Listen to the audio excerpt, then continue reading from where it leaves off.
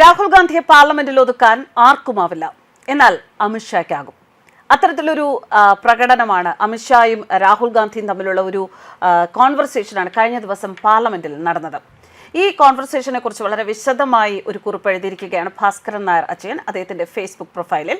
എന്തായാലും ഞാൻ അദ്ദേഹത്തിന്റെ പോസ്റ്റ് ആദ്യം വായിക്കാം. അമിത്ഷാജിയുടെ സിംഹഗർജനം കണ്ട് രാഹുൽ ഗാന്ധി ഞെട്ടി. ഞാൻ എന്താണ് സംസാരിക്കേണ്ടത് നീ അല്ല തീരുമാനിക്കേണ്ടത്.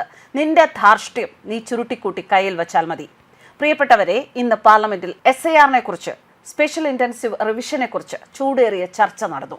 രാഹുൽ ഗാന്ധിയുടെ ചോദ്യങ്ങൾക്ക് വളരെ വ്യക്തമായ മറുപടി നൽകിയ അമിത്ഷാ ഇലക്ഷൻ കമ്മീഷനുമായി ബന്ധപ്പെട്ട സകല ചോദ്യങ്ങൾക്കും കോൺഗ്രസ് കൊണ്ടുവന്ന നിയമങ്ങൾക്ക് അനുസൃതമായിട്ടാണ് പ്രവർത്തിക്കുന്നത് എന്ന് പാർലമെന്റിനെ അറിയിച്ചു. ഇന്ത്യയിൽ നുഴഞ്ഞു കയറിയ ബംഗ്ലാദേശികൾക്കും റോഹിംഗ്യൻ മുസ്ലിങ്ങൾക്കും വോട്ട് ചെയ്യാനുള്ള അവകാശത്തിനു വേണ്ടിയാണ് കോൺഗ്രസ് ശ്രമിക്കുന്നത് എന്ന് അമിത്ഷാ പറഞ്ഞു.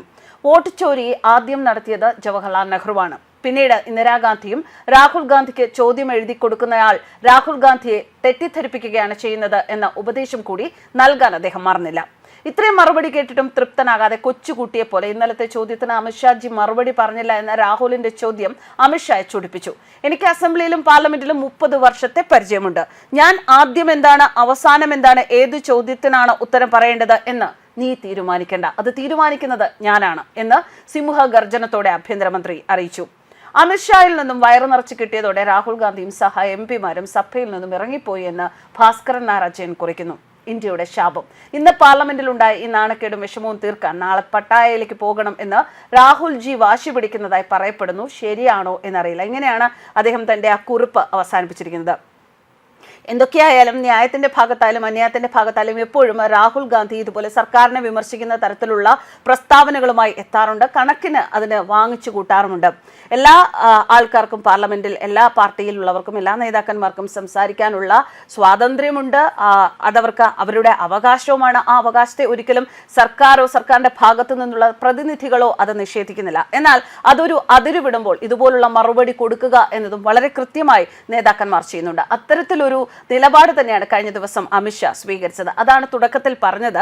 അമിത്ഷായെ പോലെ ഒരാൾക്ക് മാത്രമേ രാഹുൽ ഗാന്ധിയെ നിലയ്ക്ക് നിർത്താൻ സാധിക്കുകയുള്ളൂ. കിട്ടേണ്ടത് കിട്ടിയപ്പോൾ എന്തായാലും രാഹുൽ ഗാന്ധി ഒരു പ്രതിഷേധം എന്ന നിലയിൽ പ്രതിപക്ഷത്തിനൊപ്പം സഭയിൽ നിന്ന് ഇറങ്ങിപ്പോവുകയായിരുന്നു. പലപ്പോഴും ഇതുപോലെ വാക്കുതർക്കങ്ങളും വാഗ്വാദങ്ങളും മാത്രം സൃഷ്ടിച്ച് പുറത്തു പോകുന്ന ഒരു നേതാവായി മാത്രം, ഒരു പ്രതിപക്ഷ നേതാവായി മാത്രം രാഹുൽ ഗാന്ധി മാറിക്കൊണ്ടിരിക്കുകയാണ്. എന്നാൽ അത് തന്റെ ഭാഗത്തു നിന്ന് ഏത് രീതിയിൽ അതിനെ മാറ്റിക്കൊണ്ടുവരണം, അല്ലെങ്കിൽ താൻ ഏത് രീതിയിൽ ഒന്ന് ഇംപ്രൂവ് ആകണം എന്നതിനെക്കുറിച്ച് പ്രതിപക്ഷ നേതാവ് ചിന്തിക്കുന്നില്ല എന്നത് തന്നെയാണ് ഏറ്റവും വലിയ ദുഃഖകരമായ വസ്തുത. എന്നാൽ ന്യായമായ കാര്യങ്ങൾ അല്ലെങ്കിൽ ജെനുവിനായിട്ടുള്ള കാര്യങ്ങൾ രാഹുൽ ഗാന്ധി സഭയിൽ അവതരിപ്പിക്കുകയാണെങ്കിൽ അതിന് അദ്ദേഹത്തിന് അതിൻ്റെതായ രീതിയിലുള്ള മാന്യതയും മൂല്യവും കിട്ടും എന്നുള്ള കാര്യത്തിൽ യാതൊരു സംശയവുമില്ല. കാരണം സർക്കാരിന്റെ ഭാഗത്തു നിന്നുള്ള സർക്കാർ പ്രതിനിധികൾ, അതിപ്പോൾ പ്രധാനമന്ത്രിയായാലും അമിത്ഷാ ആയാലും ആരെയും ഒന്നും മോശക്കാരാക്കി ചിത്രീകരിക്കുന്ന വ്യക്തികളല്ല എന്നത് വളരെ വ്യക്തമാണ്.